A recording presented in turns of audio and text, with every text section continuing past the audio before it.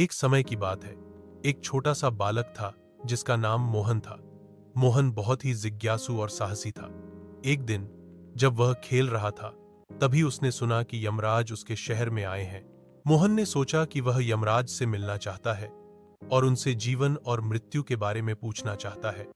जब मोहन ने यमराज से मुलाकात की, तो यमराज ने उसे देखा और कहा, तुम्हारी उम्र अभी बहुत कम है, तुम्हें अभी जीवन का आनंद लेना चाहिए।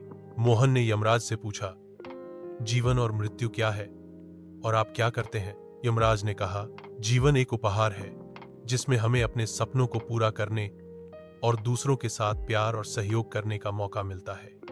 मृत्यु जीवन का एक हिस्सा है जो हमें एक नए अध्याय की ओर ले जाता है। मोहन ने पूछा, लेकिन मृत्यु से डरना क्यों जरूरी है? यमराज ने कहा, मृत्यु से डरना जरूरी नहीं है, बल्कि जीवन को जीना और उसका आनंद लेना जरूरी है।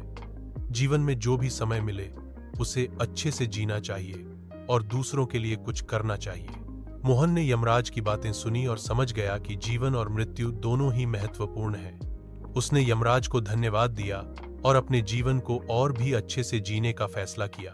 उस दिन के बाद मोहन ने अपने जीवन को पूरी तरह से जीने का प्रयास किया और दूसरों के लिए भी अच्छा करने की कोशिश की। और जब उसकी मृत्यु का समय आया, तो उसने जीवन को अच्छे से जिया हुआ होने के कारण शांति और संतुष्टि के साथ अपनी यात्रा पूरी की।